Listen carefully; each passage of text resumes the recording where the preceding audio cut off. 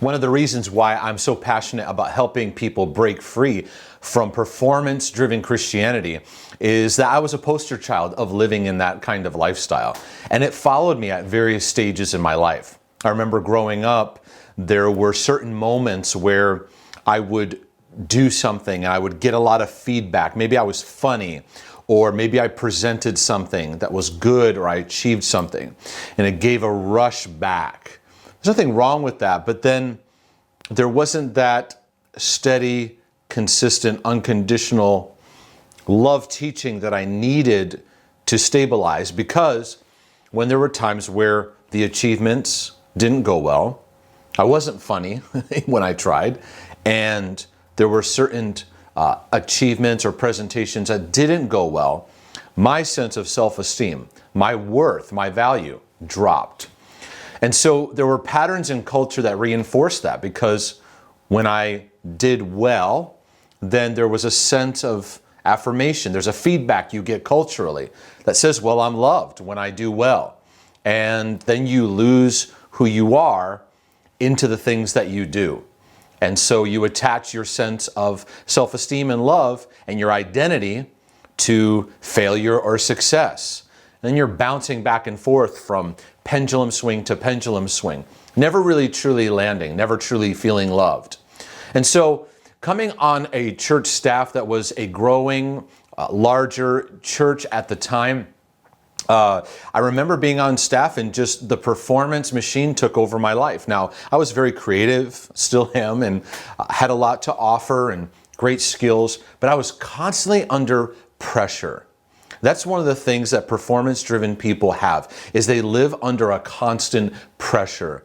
They can't just let go, relax, and be at ease in their journey. They can't seem to just flow and have joy because they're always under a sense of pressure. If it's in their Christian life, they feel a pressure from God to do things. They're very motivated by guilt. In life in general, they're always under this pressure. And so from event to event to event, I was always under pressure. And when it would go well, I would take a momentary sigh of relief, only to then worry about the next thing that I was under pressure about. And so I just go on cycle and cycle and cycle. Now, the good news is that there were a lot of successes that happened, numerical growth and things like that. So it caused the performer in me to amp up. Now the pressure's even more intense. And that's what happens with a lot of people. It's like as things grow and move into more things, our performance-driven mindset now, it becomes a big monster. And so I found myself just being driven by that over and over again. I later on, in that same church, moved from working in youth ministry, young adult ministry, into worship, our church presentations and productions. And I found this is where the performance aspect really ramped up to an all-time high. And it eventually led to me manifesting a lot of anxiety, depression, OCD stuff, deep performance, perfectionism kind of stuff, and a great sense of anger. It's like, if you were around me, you'd probably feel a sense of hostility and just pressure that I was under, just a lot of self-perfectionistic pressure. And it was in that time that I started to have a breakdown, and all these things are manifesting. I'm like, what do I do? Well, as I talk about many times in my story and testimony, God began to do a major renovation in my life, go right to the foundation. No more gut job, no more just snipping the branches. Let's go to the root system. And one of the things I realized was that I had a massive root of rejection, where I didn't feel loved, I didn't know who I was, and I didn't have comfortability in fruitful, deep relationships. Maybe I had relationships, but deep, meaningful, intimate ones were at times very challenging.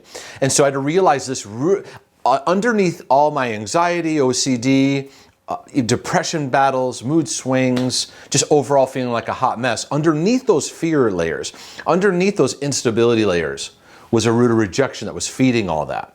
And I realized, wow, in life, I do things to feel good about myself. And I was quickly wearing out and burning out. And the cycles of burnout were happening quicker and quicker and quicker. And so it was in that time God revealed that, and I had such dramatic breakthrough. It changed my personality. It changed how I even used the creativity. All those things and giftings were still there. but the torment and pressure that was there began to lose its power.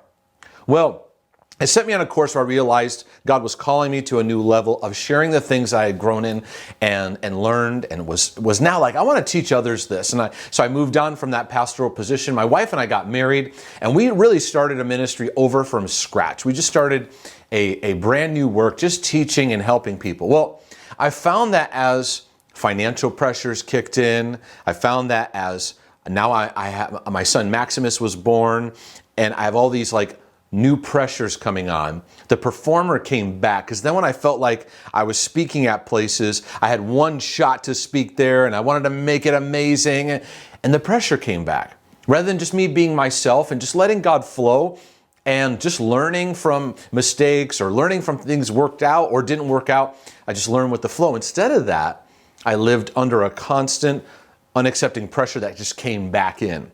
So now I need to learn at another level, who am I in all this? Well, during that time, we were building our ministry base, and I had to go work other jobs. I had to work construction jobs. A number of people that graciously allowed me to work for them also worked for a painting company.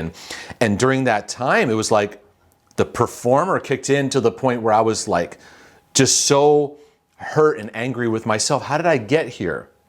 You know, when you have a dream and now it's going in a totally different direction. Well, during that time, God said, I want to show you who you really are, apart from all those things. So I'm actually grateful, because there was a disconnect from the constant ministry output that gave me another layer of shedding off the performer, shedding off the pressure, and just being who I am and letting the chips fall where they may. Well, shortly after that, a few years later, my wife and I planted a church, a small church, where we just taught on the principles of healing and freedom and heart transformation. And we had a tribe of people that were gathered around that. Well, we had a lot of challenges. We had a difficulty raising up some leaders, and there were structural things that just weren't falling into place. Well, man, the performer came back in again. Here comes the pressure, Mark. You got to deliver. You got to deliver. And there were so many different factors that were going on and things. Then in that time, my daughter's born. My son is manifesting autism, and he's being diagnosed with that. And I'm beginning to inwardly struggle so much. I started to develop psoriasis on my skin. I started to have major fatigue, just chronic fatigue that would kick in. Just real deep discouragement that would hit in my life. And it's like, wow, look at what's going on. And the performer comes back in again, right? So I had to add another layer, because the first one was like, when things are going well, can you shut off the performer and be yourself? Then it was, when you lose the thing that you love doing, who are you in the midst of that? Then it was, when you're doing what you love, but it's not really going the way that you want it to go, what are you going to do with that? And that was a major stage in my life, where my wife and I, we realized God was calling us to bring the teaching to a new level, but there was a new level of who God was calling me to be. And so in stepping out of that, and we left the pastoral work, and we went full out into teaching, writing materials, doing podcast work, now to help people experience healing and freedom. Well, there was some glitches during that time and difficult times, and I had to do some of that side construction work again. And it was during that time that I leaned into, this is another layer of God doing His work in my life.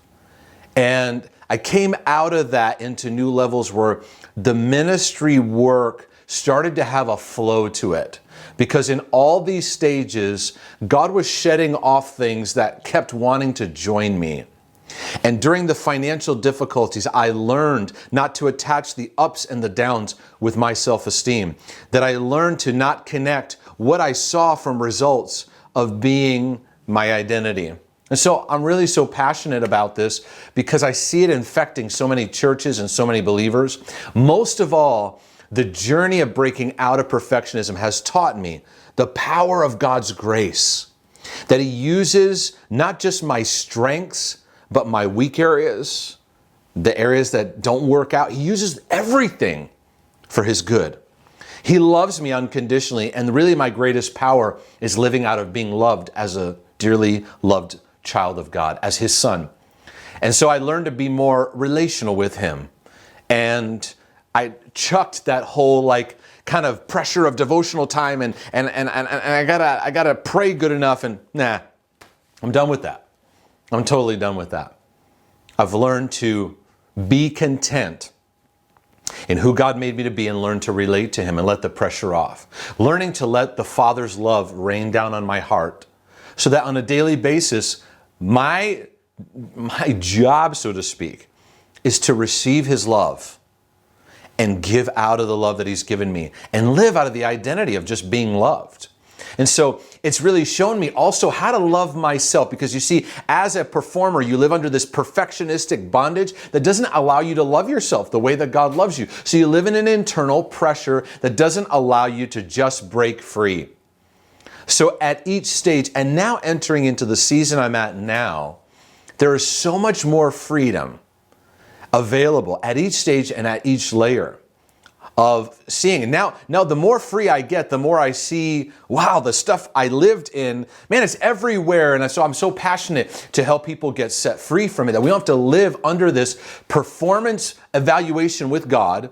And also in our church fellowships, they become so much formed around performance that we lose the life and the vitality. And I encourage you, bring everything down, minimalize it to the simplicity of what does it mean to be loved by God, to love yourself, to love others, and to live fruitful in that. That's the foundation.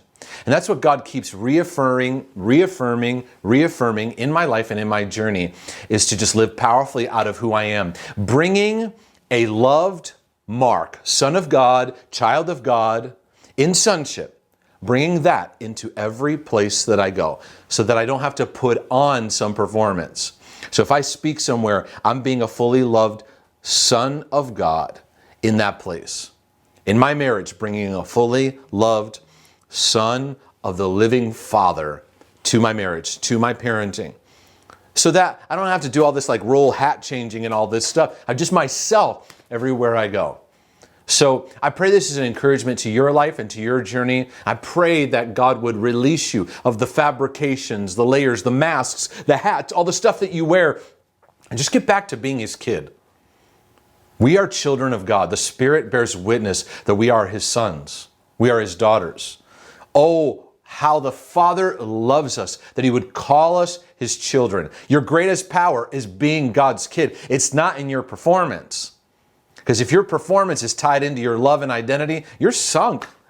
You don't have a chance. You're going to wind up burnt out, filled with addictions, suffering from deep mental health issues. It's happening everywhere. Look around. But God is doing a healing work. So I pray my story will be an encouragement to your story, that you'll find some things I've learned and am continuing to learn that will help your freedom journey. You're loved today, so live in that. God bless you.